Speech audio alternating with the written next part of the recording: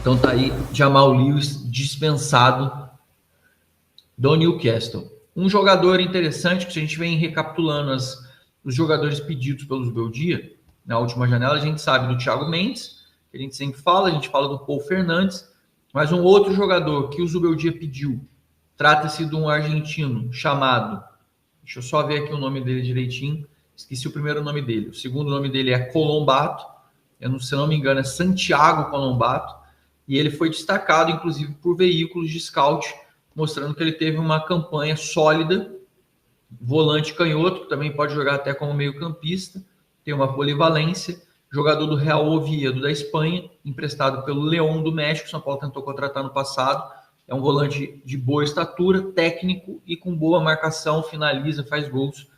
Ele tem 28 anos, atua como volante, é canhoto, tem 1,80 e foi destaque ontem em veículos, inclusive daqui, de olheiros e scouts, falando sobre a campanha muito sólida que ele acabou fazendo no time dele, inclusive marcando gols, e estavam destacando aqui que ele era um ótimo nome. São Paulo chegou a fazer uma proposta de empréstimo para o León do México, o León deu prioridade para o Real Oviedo, que era o clube que ele já estava, na Espanha, acho que até por visibilidade e tudo. São Paulo também não tinha como botar dinheiro, investir muita coisa, também não tinha muito atrativo para o León falar, não, eu vou romper aqui no meu acordo com o Oviedo, vou tirar ele do time dele e vou passar para o São Paulo a troco de quê? O São Paulo também não tinha muito que investir para poder trazer o jogador. O jogador fez uma campanha muito sólida, foi muito bem no Real Oviedo mais um ano, e é um nome interessante. A questão é, o León do México, ano passado, pediu para o São Paulo para poder ceder o jogador 36 milhões de reais, ou seja, se for isso mesmo, esqueça, não tem nenhuma chance, mas importante a menção aí, que dos jogadores que o Zubeldia pediu no ano passado, como a gente já elencou, 2 estão livres para volância, e esse terceiro acabou o contrato de empréstimo com o Real Oviedo, e ele tem vínculo com o León do México. Mas dessa o São Paulo pode fazer alguma proposta, pode fazer alguma coisa, pode buscar, não é simples, né? Principalmente se o León realmente continuar cobrando e pedindo valores para poder trazer o jogador, mas fica aí a menção de um jogador interessante para o setor de meio de campo, no qual o São Paulo, inclusive, já se interessou e já teve conversas preliminares.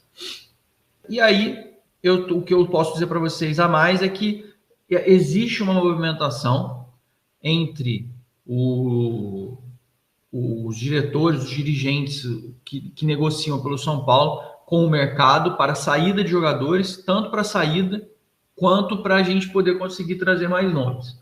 Como a gente sabe, a janela de transferências ela vai dar uma pausa agora e vai reabrir no início de julho. Isso não impacta em nada, porque o São Paulo só tem mais um jogo agora.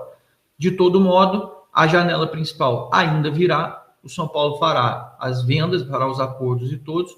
A Europa ainda está se movimentando de uma forma mais discreta, porque tem a pausa do Super Mundial e, como eu já expliquei para vocês aqui, é uma coisa que eu aprendi inclusive na Europa, aqui em Portugal, nas explicações de gestores daqui, inclusive comentando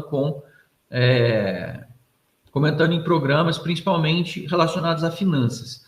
Muitos clubes europeus, isso eu aprendi, inclusive, quando estava perguntando por que o Gyökeres, por exemplo, do Sporting, estava demorando para ter uma definição, já que o jogador estava super valorizado no mercado, e aí fica para você também essa explicação e essa informação.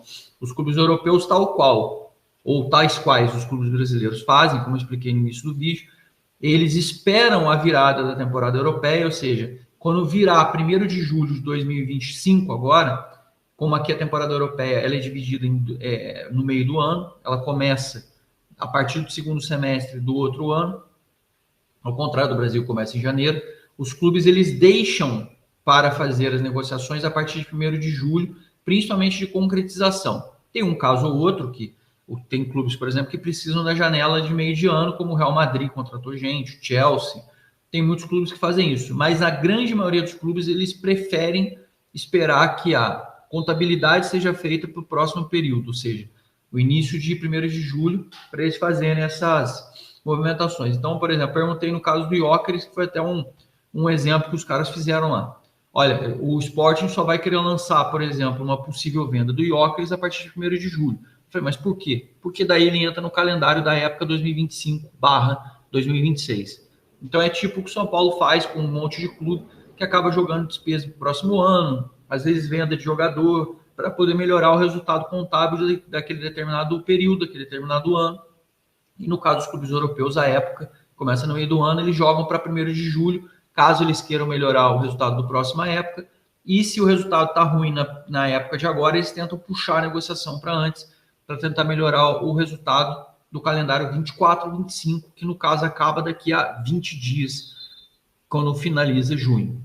Então, eu imagino que partindo dessa premissa, que é uma coisa diferente, né? Muitos clubes europeus talvez lancem as compras efetivas, ou sejam anunciadas essas compras a partir de 1º de julho, que é quando o mercado tem um aquecimento maior, é quando o mercado acaba se mobilizando de uma forma mais agressiva, principalmente depois dessa... E tem muito clube que está envolvido no Super Mundial também, inclusive grandes clubes europeus. Talvez essas coisas elas mudem e elas aqueçam depois mesmo, quando a gente tiver outra realidade passando para frente. Mas que tem conversa acontecendo, tem. Não deixem de ter em mente que a gente vai ter saídas, teremos jogadores saindo. A gente sempre fica repetindo, porque depois quando vender vai ter sempre é um mar de lágrimas quando o jogador sai. A questão da venda, que a gente tem que fazer a venda boa, mas que vai sair, pode ter certeza que vai sair. Se o São Paulo vai vender um valor bom, um valor ruim, aí eu já não sei. Até me perguntaram ontem no grupo, você acha que o São Paulo vem fazendo boas vendas? Que o São Paulo está fazendo vendas boas dos seus jogadores hoje em dia? Acho que não. Acho que a gente vem vendendo mal os jogadores que a gente tem. Não gostei dos valores das últimas vendas. E aí, Inês é morta, a gente com o Pires na mão, a gente está fudido e a gente precisa realmente de grana e precisa elencar.